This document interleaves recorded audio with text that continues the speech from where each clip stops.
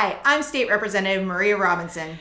And I'm Senator Becca Rausch. Welcome back for another episode of Low Budget Beacon Hill. Episode 2, How a Bill Actually Becomes a Law. We need an update to that 1970s video. So, first things first, you got to do your research. Very important. Lots of research goes into writing good bills, especially the nuanced and comprehensive ones. Then you got to write it. And once you write it, you upload it into a system, a database system that the legislature uses called laws. And when it's all up there and ready to go and you've put the title and the description in, yep, lots of this happens. And then you click the button. It's very exciting when you click the button because you have actually filed your bill. Once you file, automatically you get what's known as a docket number. And that's where the D comes from in a lot of the bill numbers that you see. HD for a House docket or SD for a Senate docket. And all of that filing happens in the first 2 weeks of January. And then immediately after bill filing is done, then we get into the bill co-sponsorship period. All of the House bills need to be co-sponsored within the last 2 weeks of January of the odd-numbered years. So there's a mad dash to try to review 2,500 or 3,500 bills or more in that latter half of January. And I might add that's also the time when both the House and the Senate engage in their rules debates. So it's super busy. So co-sponsorship is a sign that you either support the bill, you're interested in the bill, you have lots of constituents who are interested in the bill, and you want to work with the lead sponsor of the bill in order to make sure that that bill is passed. And we have people who like to co-sponsor no bills or 5 bills. We have some folks who co-sponsor 500, 600 bills.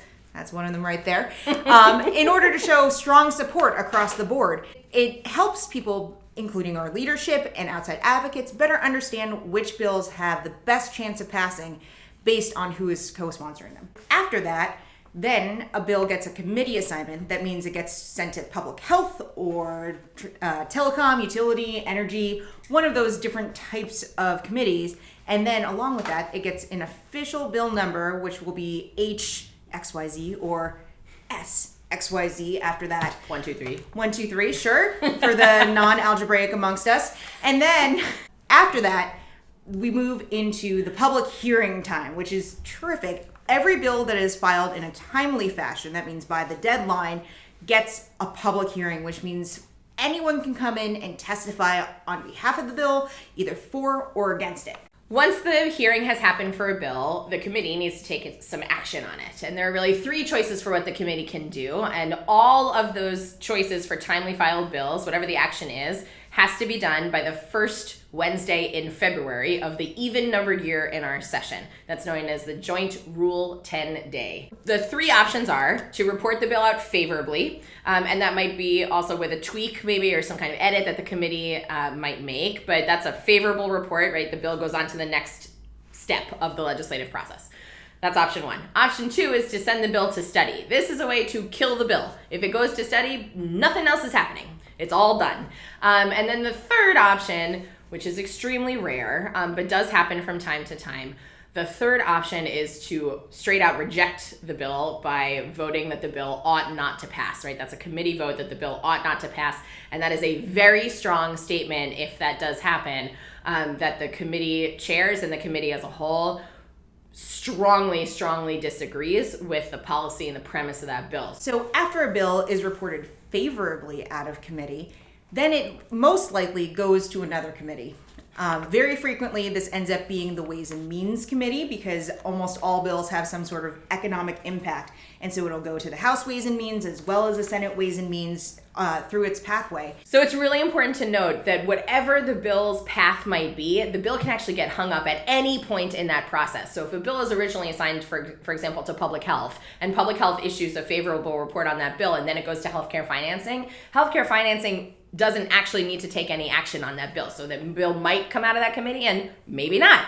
And then from there, if it comes out of healthcare financing, it goes to probably Ways and Means. It could also go to the Rules Committee, depending, but let's say it goes to Ways and Means, and then Ways and Means might or might not actually issue a report on that bill. So it's really important as the lead sponsor of any of these pieces of legislation to really be working at every step of the process to make sure the bill continues to move throughout that process. So a House bill, go back to the House, the Senate bill comes back to the Senate.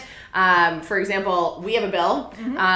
We have a bill to create large building energy reporting and performance standards.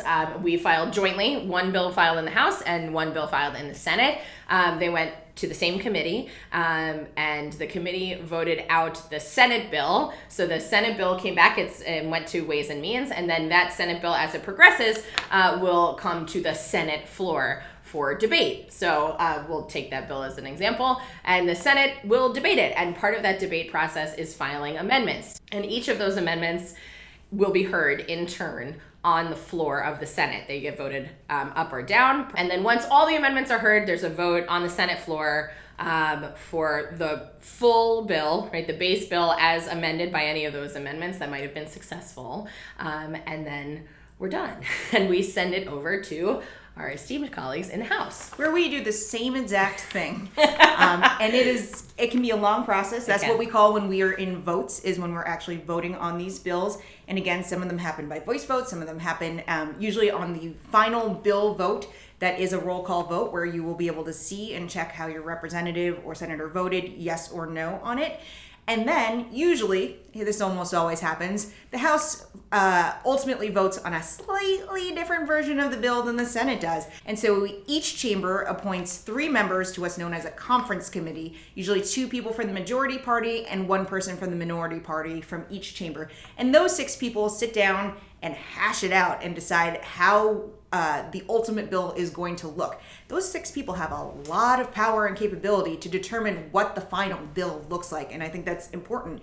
We all then get in the process of advocating for what we want to those people who are on the conference committee from each of our chambers. And then when the conference committee finally comes out with an ultimate bill, we then vote on it again. So it goes back to wherever it started, right? So in this case, in this example, we're talking about a Senate bill. The bill, once the conference committee issues its report, the conference report bill will come back to the Senate, and we vote on that conference bill. Once we enact it, we send it back over to the House. And the House votes on it, and then we send it to the very tall man in the governor's office to put his signature on it. Sometimes the governor will veto in part or in whole, in which case we send it back to the chambers and we override it, and it's a whole process there. But for the most part, that's how a bill then becomes a law. We have provided for you, check the link in the description below on this video. We've provided for you step-by-step instructions for how to track a bill. If there's a particular bill that you're interested in, you can go to the state legislature's website, create an account, and follow that bill all throughout the process.